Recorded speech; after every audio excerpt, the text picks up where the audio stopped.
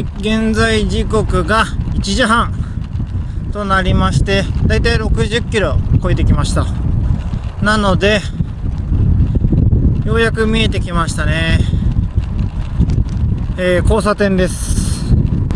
ウルルに近づく、エアーズロックに近づく道に着いたって感じですかね。いや、長かったですね。長かった。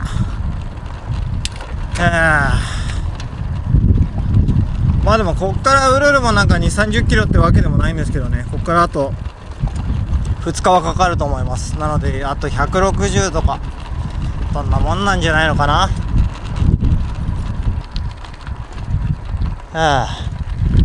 懐かしいね、あのモニュメント。雪にも出てきたね。そっか、別に書いてないですね、残り何キロとかは。はい、よっしゃー。うわー、向かい風。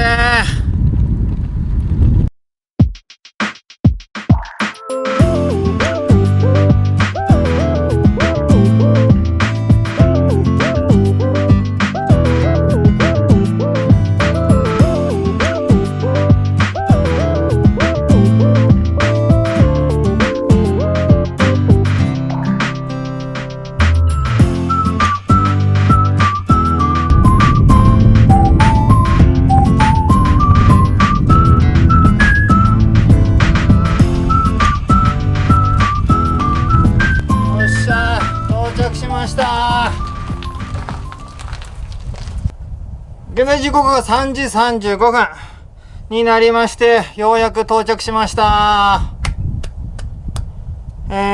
一応フリーキャンピングのエリアとなっていまして、こういう風にテーブルあったりゴミ箱あったり、あとは何ですか、バーベキューのキャンプファイヤーできるよみたいな感じのところが、ここに設けられております。そこまでなんとかとりあえず来れましたので、もう今日はここで終わりでいいんじゃないのかなっていうふうに個人的に思っています。はい。なんだかんだ今日94キロぐらい走ってますから、頑張った方だと思います。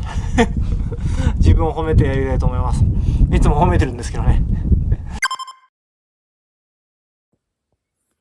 はい、おはようございます。現在時刻がちょうど7時となりまして、出発していきたいと思います。本日の予定はですね、30キロ先に休憩地点があるので、もうそこにはレストランとかバーがあって、キャンプ場っていう感じなので、そこでとりあえず休憩したいなと思いまして、今日の、寝床がだいたい90キロ、正確には86キロって感じなので、そんなに急ぐ必要はないと思うので、ちんたら休憩挟みながら行きたいなと思います。80キロ先ってなっちゃうと、もうウルルのキャンプ場になっちゃうので、ウルルのキャンプ場はちょっとサイトで見る限り、アプリで見る限りはなんか30ドル、35ドルとか40ドルとかそういう感じだったので、その1個手前のフリーキャンプ場で寝て作戦を立てたいなというふうに考えてますので、まずは30キロ先の休憩場まで行きたいと思います。はい、30キロ走ったので休憩スポットに到着しました。寄り道したんでね、9時半頃到着かなと思ったら、現在時刻がちょうど9時ですね。追い風だったので結構早めに到着することできましたね。あとガソリンはあるんですけど、ガソリンは僕には関係ないので、とりあえず多分スーパーマーケットじゃないですけど、レストランとかバーがあると思うので、ちょっとその辺で休憩したいなと思います。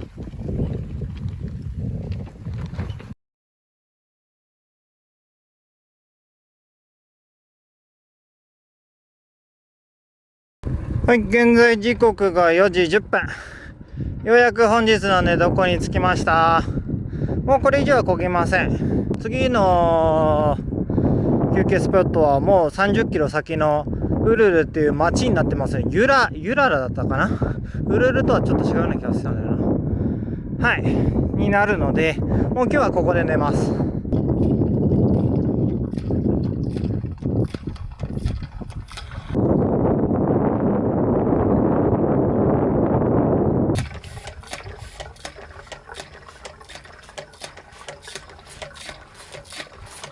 それ飲めないとは言ってただけで、多分美味しくないってことなんだろうな。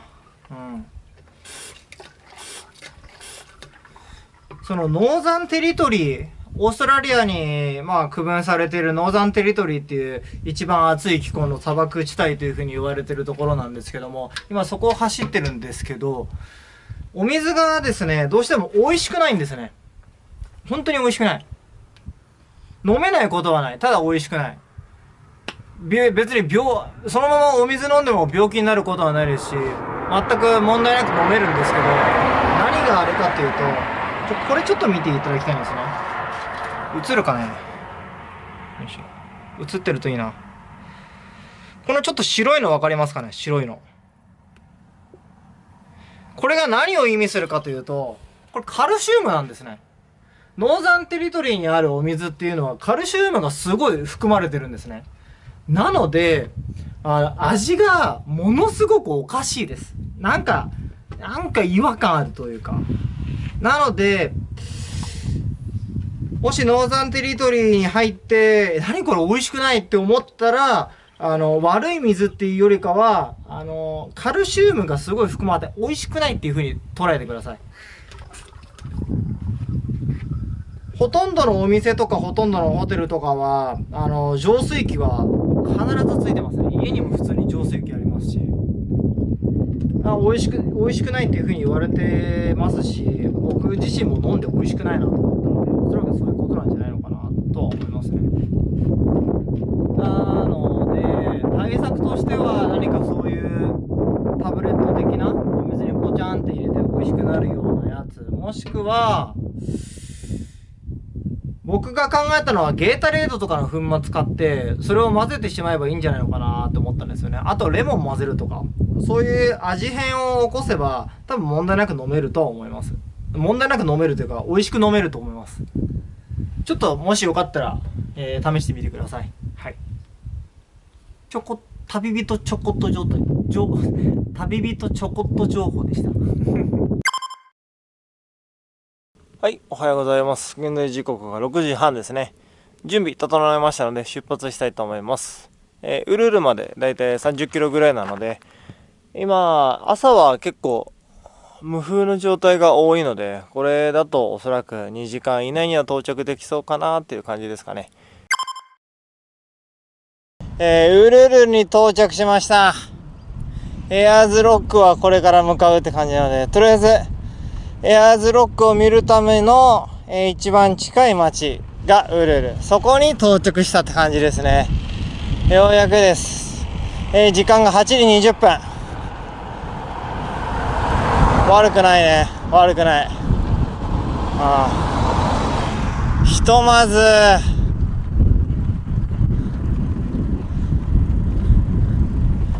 腹減った一応ここにはね、スーパーマーケットがあるんで、そこらでどんなものが売ってるのかちょっと見たいなと思いますね。もちろんウルルとエアーズロックは見に行きますし、観光しに行くんですけど、それ以前にここからの道が不安すぎるので、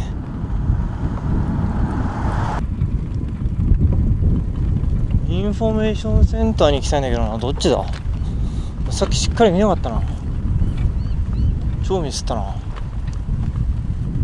はい、現在時刻が10時半となりまして、テント設営まで終わらせました。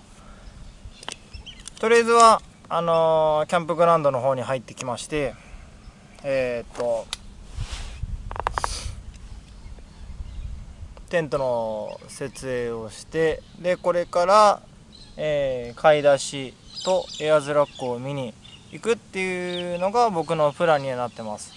エアーズロックからキャンプグラウンドっていうのはだいたい20キロぐらいあるので、自転車でもだいたい1時間ぐらい。普通の人だったらこの中でツアーに申し込んで、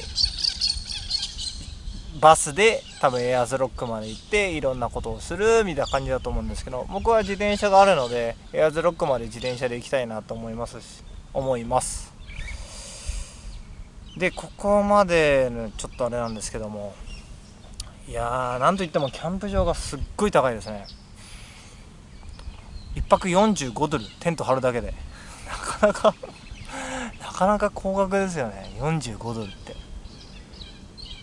ひとまず1泊ここにしようと思います。で、先ほども言った通り食材を買って、スーパーマーケットがね、大きいスーパーマーケットがあるんで、そこで買い物してエアーズロック見に行って、エアーズロックにはね、バイクパス、バイクのトレイル、自転車コースみたいなのがあったりとかするらしいので、まあそれが定かだどうかわかんないんですけども、まあでもバイクのレンタルとかあったんで、おそらくそういうのはあると思うんですけども、まあ自転車で行くことによって自転車でしか見れない景色をお届けできればいいなというふうに思っていますので、とりあえずエアーズロックまで行きたいなというふうに思います。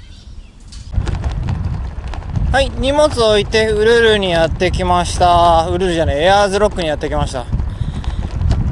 一旦ですね、ここで入場料を払います。30ドル付近だったと思うんですよね。それで、3日間の滞在許可が含まれるものですね。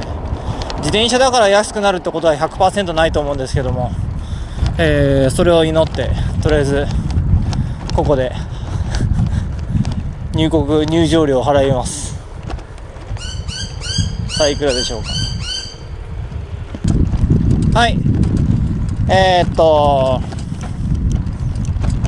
入場料払ってきました。38ドルですね。いや高いね。45ドルのキャンプグラウンド代と38ドルの入場料、高いね本当に。しょうがない、そういう観光の時には大事だ。だから昨日のねランチをケチったわけですから、たまにはこういう贅沢もいいんじゃないですか。じゃないと苦痛ばっかしですからね。はあ、頑張ろう。でここからウルルのそのエアーズロックまで行くにはだいたい10キロ以上あるんですけど、なんか道路が悪いなこの辺。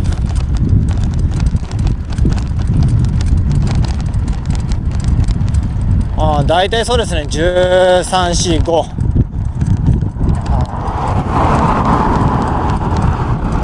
で一応目の前におそらくエアーズロックがもう目に入ってきてるんじゃないのかなと思います。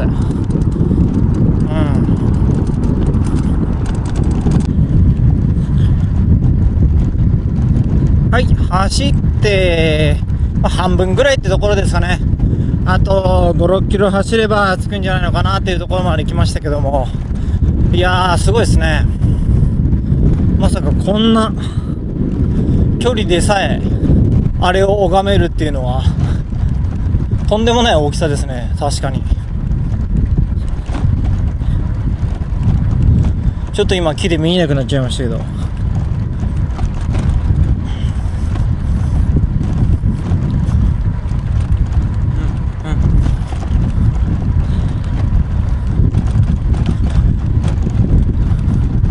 いやーなんか地面悪いね。コンクリートなんだけど、すごいゴツゴツしてる。今秋なんで、これから冬になってくるとさらに観光者が増えるとは思いますね。冬はここは一番の観光スポットって言っても過言ではないと思うので、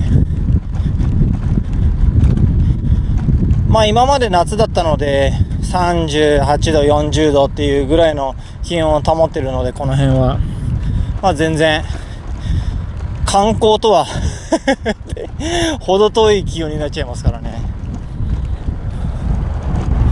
大きいね。すげえな。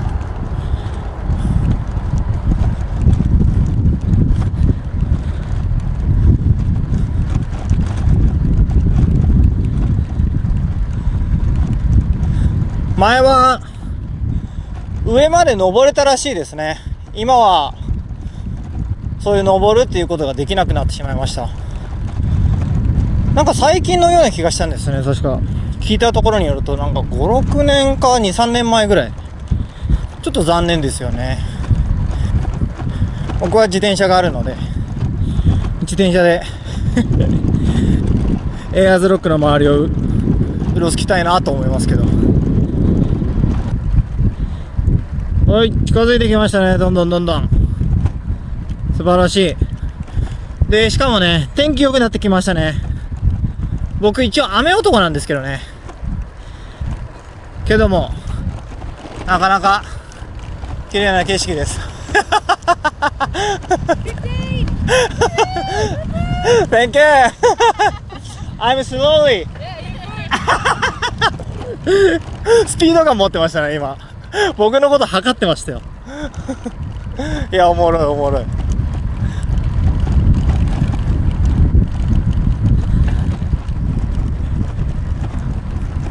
いや、素晴らしいね。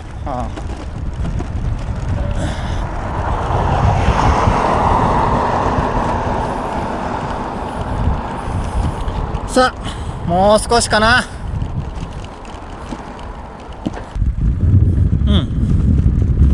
どんどん近づいてきたね。いい感じいい感じ。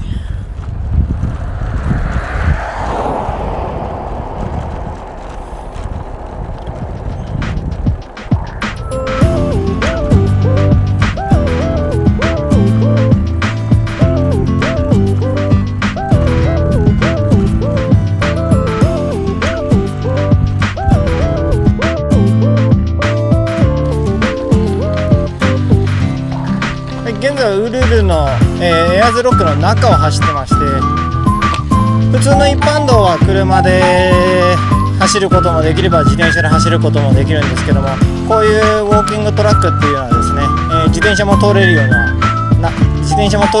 てます。ただところどころ